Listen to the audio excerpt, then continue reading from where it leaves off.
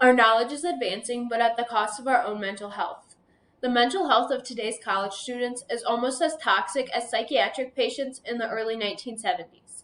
Poor mental health and psychiatric instability is becoming an everyday battle for high school students, adults, and most importantly, college students who are already balancing hectic lifestyles. In this speech, I will highlight warning signs of poor mental health, the symptoms of those who may be struggling, and most importantly, ways that victims of this overbearing disease can manage their hardships. To begin, we're going to start by talking about warning signs. According to Depression in College 2022, warning signs include losing interest in things that students used to love, changes in sleep habits, and starting to show thoughts of harmful habits. We all have days where we do the exact same thing. Some days we either get too busy to do it or are doing something else. When students stop doing things that they love, most of the time it means that there's something going on that's deeper and that people cannot see on the outside.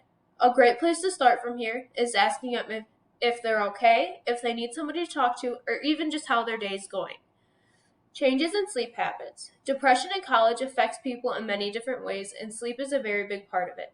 Sleeping more than normal or not sleeping at all are ways that someone could be silently suffering from depression. We all have days where we want to crawl up and take a nap, but when it becomes an increasing occurrence, we need to keep an eye out on it. Showing thoughts of harmful habits. Having depression doesn't always mean that you're suicidal.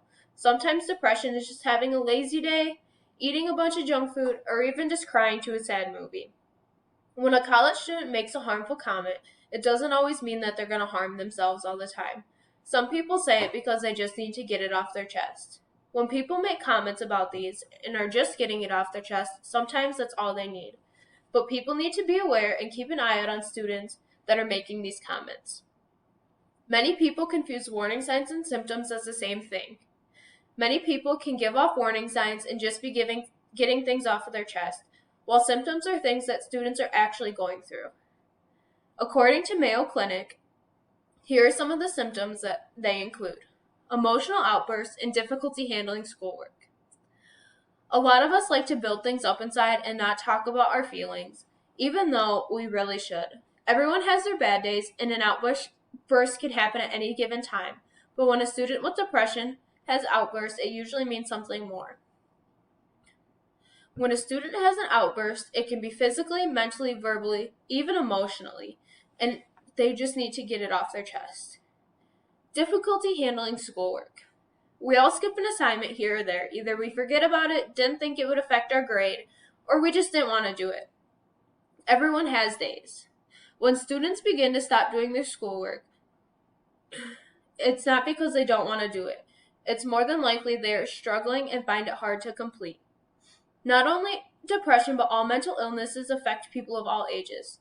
Statistics show that 75% of all college students suffer from a mental illness, whether it be depression, anxiety, or even addiction. Here are some of the ways we can manage these difficult times. According to Stewart 2022, talking to a professional and getting adequate sleep are ways that we can help. A lot of people don't like to talk to therapists about their feelings because they make them feel like they're weak. Talking to a professional is one of the most important things to do. Depression is treatable, even in its most severe forms. However, it is easier to treat when it's caught in earlier stages. Therefore, it's so important to talk to students about what they're going through. Some things that can help may include medication, talk therapy, or even a combination of both. Getting adequate sleep. The National Sleep Foundation suggests that young adults, such as college students, need to be getting between 7 and 9 hours of sleep each night. Getting enough sleep allows the body to recover, which helps a person's mental health. Along with getting enough sleep, sleep lets your brain turn off, and all of your emotions can stop for a while. These are just a few of the ways that we can manage depression in college. There are many more, and just a little bit of time and trust in each person will find their own way to cope with depression in college. Throughout this speech, I have talked about warning signs, symptoms, and ways to manage depression in college.